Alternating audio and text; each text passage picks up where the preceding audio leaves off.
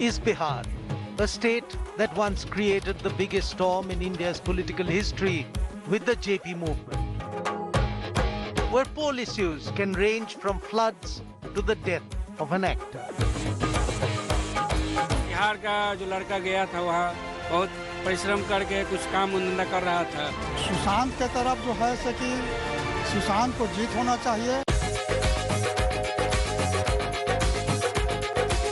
India's third most populous state is going to the polls.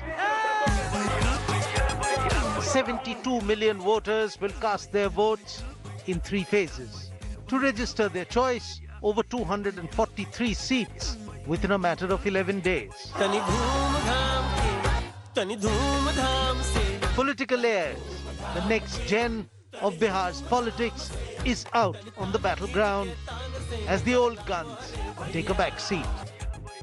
संघर्ष का रास्ता अपनाने के पीछे सोच ही यही है कि भैया बिहार को उसका ड्यू देना है. The race is on to get an election ticket. Lalu ji होती है हमारे ये दुर्गति नहीं होती.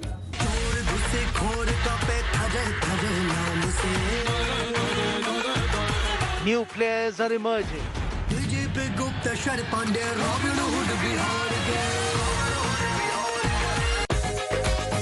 Alliances and matrix are being figured out right till the end, and the stakes are as high as it could get for existing friendships.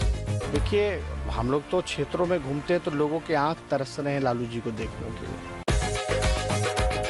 All of this amid a raging pandemic, modifying the definitions of what the country knew as electoral campaigning and polling. The stage is set for India's first mass poll in COVID times. 243 seats, 72 million voters, and Bihar is going to the polls during COVID times. The first big elections after the pandemic hit. And you are watching X Factor, our special weekend show that covers the major issues of the Bihar elections. Now remember, this time around, there are new players and new parties that have emerged, leaving the Bihar voters spoiled for choice. So before anything else, let's take a look at the party position in the last assembly.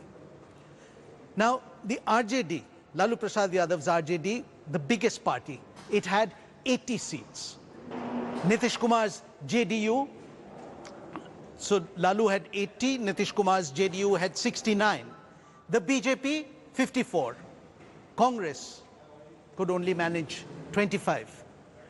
LJP of the Paswans, 2 seats, and all the other smaller parties and independents taken together were just 10 seats. 2 seats were still vacant. Now, Bihar is slightly different for another reason. The last 30 years has been dominated by only 2 personalities. The first 15 years, it was Lalu Yadav, his RJD, that controlled everything, and he was in power or his wife was in power. After that came 15 years of Nitish Kumar. Now, even after these 30 years in this election, it's a toss-up between these 2 parties. The outcome of Bihar elections will finally depend on how these 2 parties fare. So what is the Bihari voter going to do? So what is the Bihari voter voting for this time, and who will they choose? That is the question, and that is why there is an election.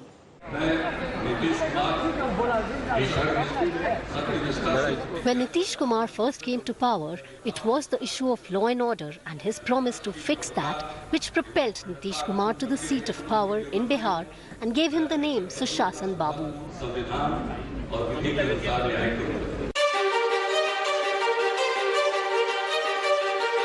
And now that it is time for Nitish Kumar to face the electoral test once again, the opposition is targeting him over the same law and order issue that once brought him to power. 15 साल नीतीश कुमार जी को रोजगार देना चाहिए था, बेरोजगारी को दूर करना चाहिए था, पलायन रोकना था.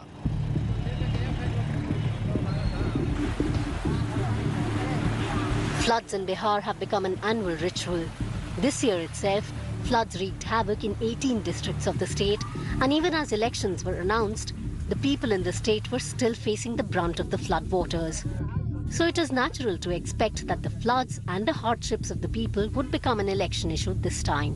दोबारा बाढ़ आ गया है, अब कैसे निकलेंगे घर से, हमको बाल बच्चा गिरता है, बहुत परेशानी है, एकदम में लग रहा है कि अब हम लोग मौत में पड़े हुए हैं।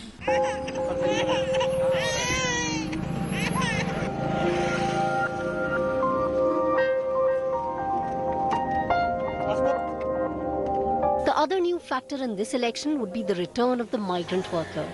In the throes of the pandemic, it was Bihar which saw the largest reverse migration take place.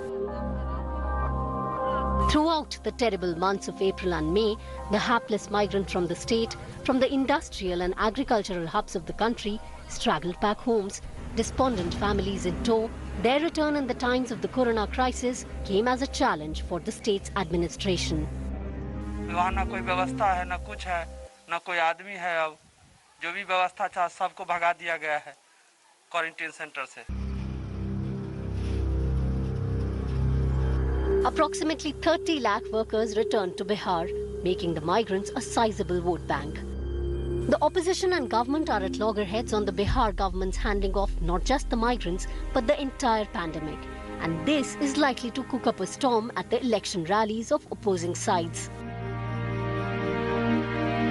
जो हमारे बाहर से लोग आ गए, हम जो बात किए, हम उन लोगों से आग्रह किए कि भाई आप दूसरी जगह सेवा करने गए और उन लोगों को ख्याल रखना चाहिए था कि जो आदमी कहीं काम करने गया है और लोगों का काम करता है, वो आज कष्ट में है, उसका ध्यान नहीं रखा।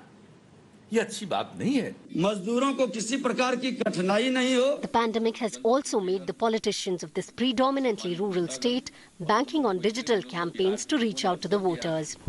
The power of star campaigners and digital outreach is sure to be tested in such times.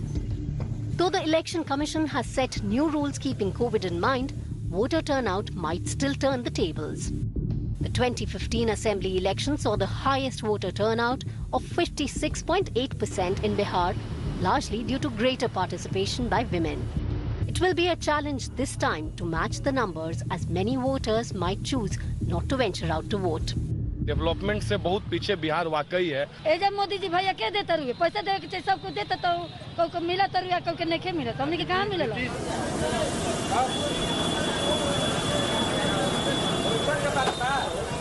These voters are also looking for work. Many have lost their jobs due to stringent lockdowns, and the job issue is echoing more than usual in Bihar elections. As per the CMIE report, the state's unemployment rate surged to 46.6% in April 2020. The NDA government in Patna offered jobs to migrants to tide over the situation, but will that be enough to bring them back to power? कितने लोग हैं परिवार में? 10 आदमी हैं। हाँ, मिल जाएगा तो सारे यहीं काम कर लेंगे sir. Education too has always been a big issue in Bihar. While the ruling dispensation takes pride in a chain of national and state level institutions, including medical colleges, engineering colleges and polytechnics created during the NDA regime, the opposition plays up the issues of quality and school teachers. देखिए, नीतीश कुमार ने भी कुछ काम बहुत अच्छे किए, लेकिन अभी जो है सो हमारे फर्स्ट 5 साल जो था वो तो बहुत ही अच्छा, लेकिन उसके बाद जो है हमारे जिस तरह से देख लीजिए, अभी बिहार SSC 2014 में निकला, लेकिन उसका एग्ज़ाम 2018 में हो पाया, फर्स्ट टर्म एग्ज़ाम, और 2020 में अभी तक उसका सेकेंड टर्म एग्ज़ाम कब होगा, क्या होगा, उसका कोई था पता नहीं है। The Nitish government has given pre-poll sops to calm the unhappy school teachers, but 40% of the posts still lie vacant.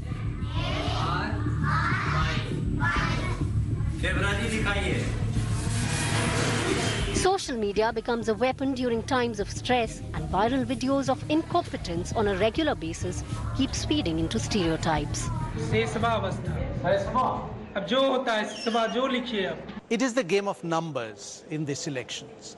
In the last election, the BJP had a sizable vote share of 24.42%. That was the biggest vote share by any party. BJP 24.42%. The Congress could only manage 6.66%. The RJD, with Lalu's mass appeal during the campaigning, got 18.35% of the votes, while Nitish Kumar, the chief minister of the state, and his party, the JDU, just had 16.83% of the total vote share. The LJP, with a stronghold in a few districts, has 4.83% of the vote share. That is as per the last elections. And all the others combined got a vote share of 28.91%. While that is how the vote share looked the last time around, things are different in this elections, as alliances and matrix have dramatically changed.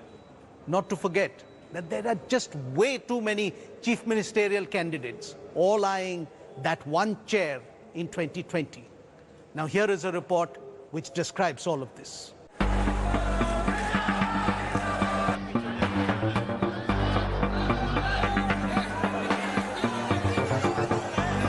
The alliance matrix in Bihar this time are right down to the wire. With only days to go for polls, alliances are still being forged and sides are being switched, leaving poll pundits in a tight spot. Leaders with caste-based votes have switched sides. Chirag Paswan's LJP is distancing itself from the NDA alliance in Bihar, while it continues to be a part of the Modi-led coalition at the centre. I'll be with my Prime Minister. But having said that, yes, at the same time, equally, I have no faith in my Chief Minister. Is the reason why I want all my candidates to fight against him. With the LJP out, currently in the NDA, there is the BJP, Nitish Kumar's JDU, Mukesh Sahni's Vikashsheel Insan Party, and Jitan Ram Majhi's Hindustan Awam Morcha. Ham, having exited the opposition Mahagathbandhan, is now back in the NDA fold that it had left in 2015. The RJD, with Chief Minister ambitions for Tejasvi Yadav, has got the alliance it wanted, tying up with the Congress and three left parties. It has retained its preeminent position. Bihar में चाहे जितने तरह के गठबंधन बन जाए, बहुत सारे फ्रंट बन रहे हैं, तीसरा मोर्चा, चौथा मोर्चा, पांचवा मोर्चा, ये सारे गठबंधनों का अंत 10 नवंबर को हो जाएगा। जनता के मन में कोई कंफ्यूजन नहीं है। जनता ने मन बना लिया है कि बिहार में तेजस्वी यादव जी के नेतृत्व में महागठबंधन की सरकार बनानी है। Before the elections were announced, Bihar had only two main alliances. The NDA, which was projecting Nitish Kumar as its chief minister face, and the Mahagathbandhan that had the young Yadav scion Tejasvi Yadav pitching for the chief minister's seat. But now, there are multiple alliances, with each having their own CM face. Smaller parties are forging multiple alliances to fight the NDA and the Mahagathbandhan. हम देवेंद्र प्रसाद यादव साहब के साथ alliance किए हैं और हमको पूरा यकीन है कि बिहार की जनता हमको अपनी मोहब्बत से और अपने भरोसे से नवाजेगी और आप देखते रहेंगे कि हम कैसे आगे बढ़ेंगे। Former Union Minister Upendra Kushwaha's RLSP has forged a grand democratic secular front with Asauddin Owaissi's AIMIM, BSP and three other smaller parties. इस बार बिहार विधानसभा के चुनाव में बहुत सारी छोटी पार्टियों ने मिलकर अलग-अलग गठबंधन बनाया है, लेकिन इस गठबंधन में सभी पार्टियों में एक बात समान है। इन पार्टियों के जो नेता हैं वो अत्यधिक महत्वाकांक्षा के बोझ तले दबे हुए हैं। जनता से इनका कोई विशेष सरोकार नहीं है और जनता को इन पर खासा विश्वास भी नहीं है। Apart from these three, two other alliances have also emerged. One headed by former Union Minister Yashwant Sinha and a progressive democratic alliance comprising of Pappu Yadav's Jan Adhikar Party, Azad Samaj Party and Social Democratic Party. With so many alliances and CM faces, the contest has certainly become more interesting and confusing in Bihar. Caste has always been important in Bihar's politics. While the recent Hathras incident may turn out to be a factor in swinging Dalit votes this time, but it alone will not decide the fate of Bihar. From earlier elections and voting patterns, finding the right caste equation seems to be the key to Bihar's highest seat of power. But will the Dalit issue trump other electoral issues this time? We'll come to that later. First, let's see what the caste equations in Bihar are like right now. Yadavs are 13% of the population and the largest OBC group in Bihar. In the assembly elections of 2015, the Yadavs elected 61 MLAs, the most by any single caste group. Next come the Koiris and the Kurmis. They form about 11% of Bihar's electorate, and they are the most dominant among non-Yadav OBCs. The last time, the Koiris elected 19 MLAs and the Kurmis 16. Now moving to Ravidas and Paswan. 16% of the population, they sent 38 representatives to the assembly in 2015. Muslims in Bihar are about 17% of the population, and they elected 24 MLAs. The Bhumiyars, maybe just 4% of the population, but they elected 17 MLAs in the previous term. Rajputs stand at 5%, elected 19. Brahmins are 5% again, but elected 10 MLAs last time. So 14% upper castes elected 46 MLAs in 2015. That's the caste equation of how it was in the last assembly elections. Remember, this is also the first election during the pandemic, and there are a lot of questions in the mind. How will the elections take place? What are the standard operating procedures for the officials? How will social distancing be maintained? The questions assume significance because the COVID cases in the country and in Bihar continue to rise. The coronavirus pandemic is still raging. Positive cases are still mounting with each passing day, and the COVID curve doesn't seem to be in a mood to flatten anytime soon. Bihar's COVID tally too is soaring, but the state is going to elect a new government because the term of the current government is drawing to a close. And the democratic electoral process cannot be halted because of a pandemic. But it comes with its own challenges. Will the voters maintain the 6 feet distance? What about those who are infected? In the country's third most populous state, how does one ensure no crowding and social distancing? Some way would have to be found to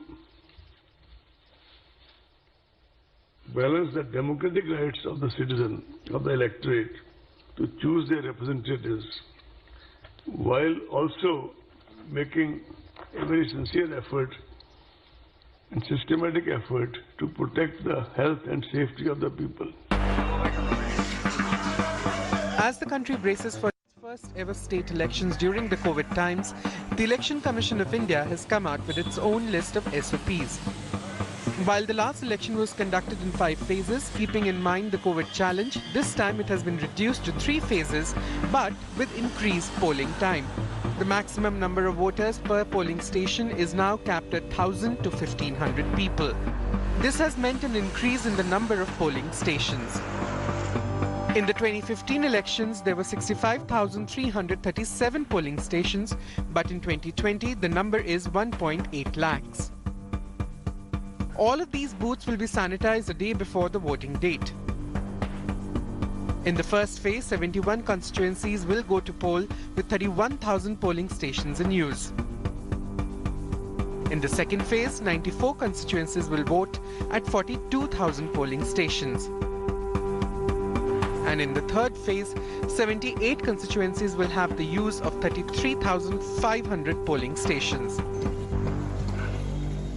The polling staff on duty will be armed with hand sanitizers, masks, face shields, gloves and PPE kits. More than 7 lakh units of hand sanitizers, about 46 lakh masks, about 6 lakh PPE kits, 7.6 lakh units of face shields, and about 23 lakh hand gloves have been arranged. For the voters, there is 77.2 crore single-use hand gloves have been specifically arranged when they press the EVM, etc. In order to protect the elderly and the vulnerable, the practice of postal ballots will be back in business. And a special protocol will be in place for those quarantined or COVID positive.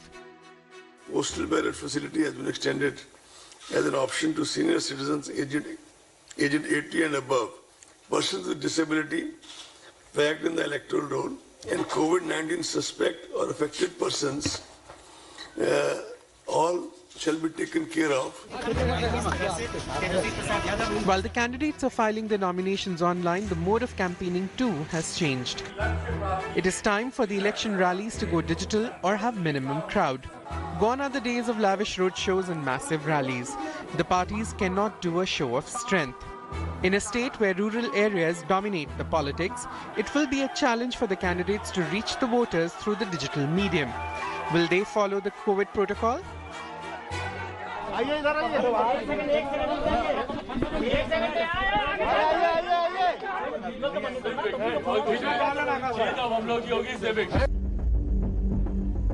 While the health workers who diligently follow similar measures haven't been safe from the COVID attack due to their extended exposures,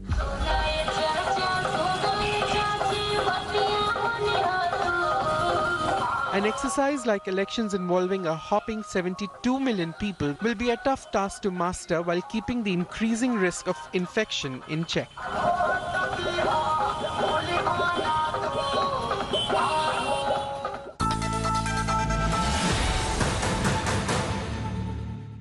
Hello everyone, this is Rahul Kamal here. Hope you enjoyed this video. For the latest news and analysis, like and subscribe the India Today YouTube channel and don't forget to press the bell icon to stay updated.